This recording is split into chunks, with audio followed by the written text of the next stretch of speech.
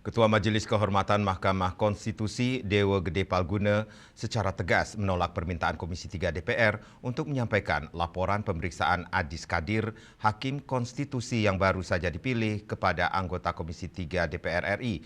Bahkan ia memilih untuk diberhentikan sebagai Ketua MK jika DPR tetap memaksa untuk menyampaikan proses pemeriksaan tersebut. Yang kami hormati rekan-rekan Komisi 3 DPR RI memanggil Majelis Kehormatan Mahkamah Konstitusi (MK) untuk pertama kalinya pada Rabu 18 Februari 2026 di tengah proses pemeriksaan Hakim Konstitusi Adis Kadir.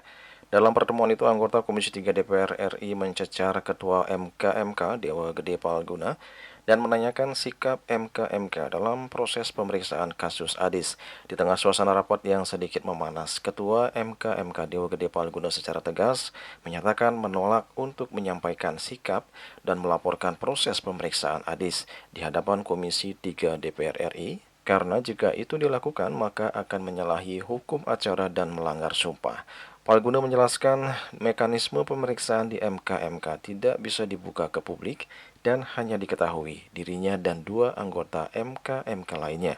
Palguna juga memastikan tidak ada satu pihak pun yang dapat mengintervensi MK sekalipun itu lembaga yang mengangkat mereka.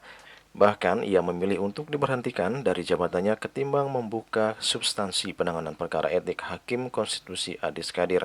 Sementara terkait proses penanganan aduan dari Constitutional and Administrative Law Society yang disingkat CALS terhadap mantan politikus Partai Golkar Adis Kadir, Palguna menjelaskan saat ini masih dalam tahap pemeriksaan pendahuluan, di mana dalam tahap ini baru sebatas menentukan apakah aduan tersebut layak dilanjutkan ke sidang pemeriksaan atau tidak, sehingga belum ada putusan apapun.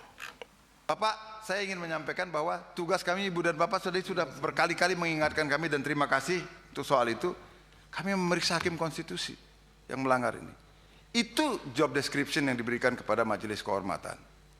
Tapi kan ada dalil-dalil pemohon yang harus kami periksa dan itulah fungsi pemeriksaan pendahuluan untuk menjelaskan bagaimana keterangan dari para pelapor ini. Itu yang kami laporkan, Ibu dan Bapak. Jadi kalau di sini tadi siapa yang meminta, Bapak meminta kami laporan kami itu adalah begitu sangat normatif katanya. Yang diberikan bagaimana tentang proses Pak Adis Kadir, nggak mungkin kami sampaikan, Pak. Itu adalah independensi kami.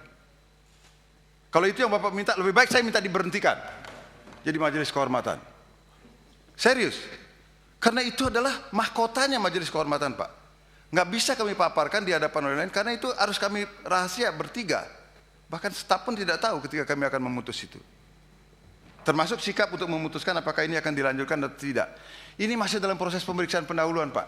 Tetapi begitu ada laporan yang masuk, kami tidak mungkin untuk menolaknya begitu laporan itu memenuhi syarat. Itu yang diperiksa dalam laporan pendahuluan. Kami belum memutuskan, karena besok baru kami akan mendengarkan. Kan harus fair dong, kami ada pihak yang dilaporkan. Kami kan harus berikan kesempatan kepada beliau bagaimana prosesnya yang tadi Ibu dan Bapak sudah sampaikan. Sekali lagi kami berterima kasih kalau itu prosesnya. Dan sebenarnya kan kami tidak memasuki wilayah itu. Nah, tapi kami harus berikan kesempatan karena beliau, Pak Adis Kadir, dilaporkan oleh para pelapor ini. Nah, ya kemudian ya tentu saja pemberitaan menjadi besar ya, karena ini bagian dari proses demokrasi kan.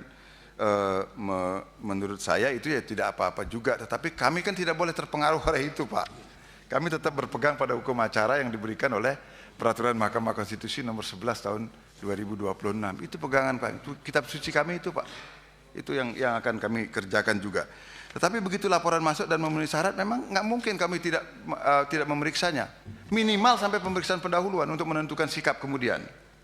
Itu yang harus. Nah, tapi kalau kemudian begitu kami memeriksa di pemeriksaan pendahuluan, Ibu dan Bapak sudah menanyakan bagaimana nanti sikap Majelis Kehormatan, kami tidak bisa menyampaikan itu. Itu yang saya katakan. Kalau itu kami sampaikan, lebih baik saya diberhentikan sebagai anggota Majelis Kehormatan. Interupsi pimpinan. Itu.